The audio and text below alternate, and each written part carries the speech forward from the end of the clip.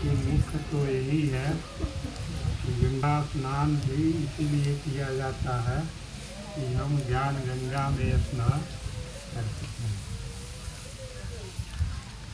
और यह निर्भर करता है व्यक्ति के अपने अंतःकरण की संरचना पर। मतलब जिनका अंतःकरण जिस तरह का होता है, लोभी अंतःकरण धन चाहता है, मोही अंतःकरण जिसमें मोह प्रबल होता है, मोह तो प्रथम होता है, उसके बाद लोभ और अन्य विकार आते हैं।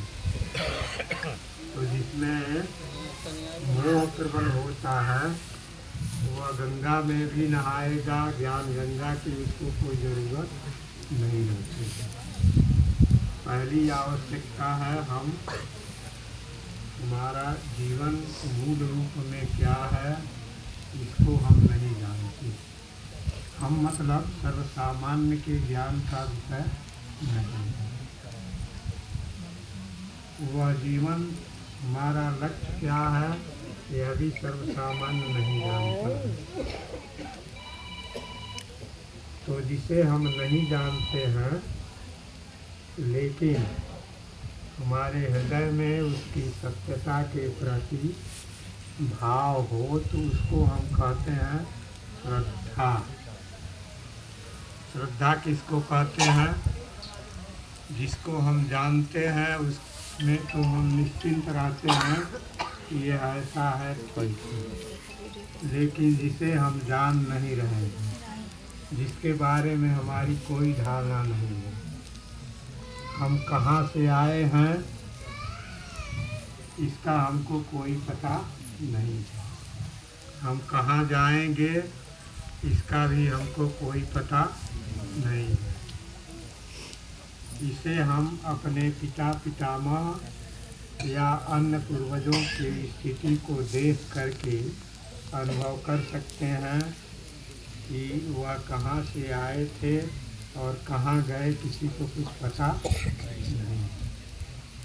सामान्य आदमी यह नहीं जानता है, लेकिन जहाँ से आता है और फिर जहाँ जाता है बीच में भी वही रहता है। माने हमारा यह जीवन जो वर्तमान में है, हम यही समझते हैं, साधारण व्यक्ति के समझ में यही आता है।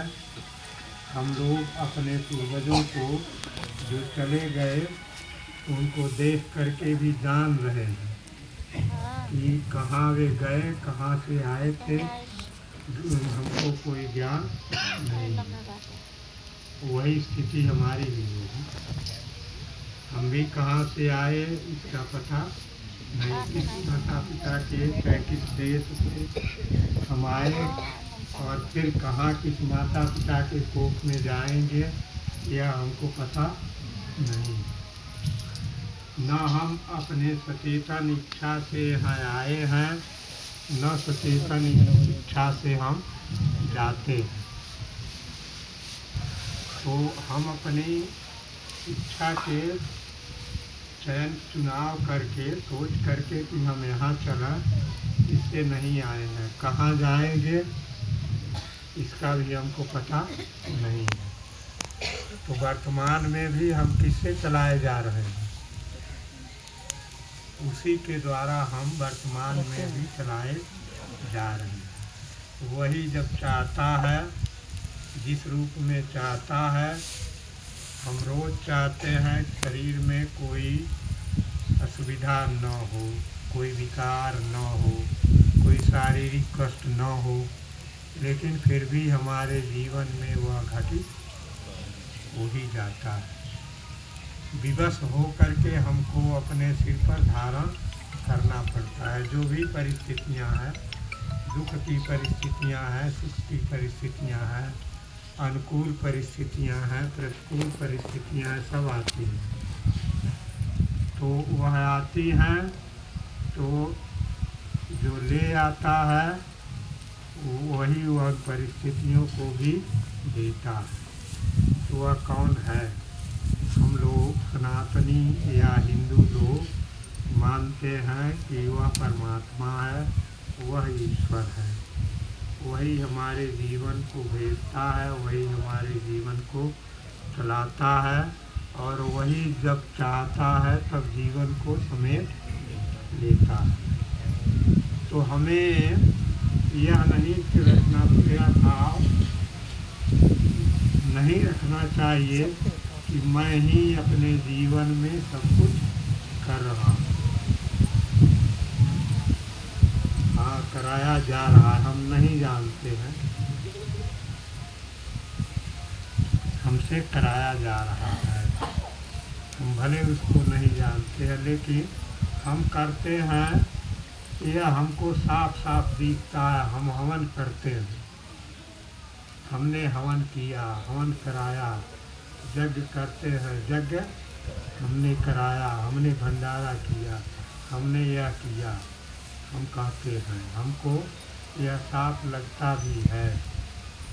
लेकिन और भीतर बैठ के हम देखेंगे, हमारा हृदय न चले, हमारा मस्तिष्क न चले, हमारा श्वास यंत्र न चले, तो हम कुछ भी नहीं कर पाएंगे। कौन करा रहा है?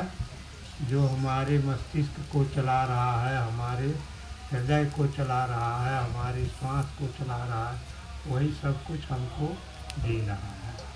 सुख भी दे रहा है हमारे कर्मों के अनुसार, और दुख भी दे रहा है। तो हमें उसके प्रति श्रद्धा रखनी चाहिए। जहाँ तक संभव हो वहाँ तक उसके नियमों का पालन करना चाहिए।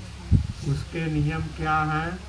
तो जो सत्पुरुष बताए हैं, महात्मा, ऋषि, महर्षि, वेद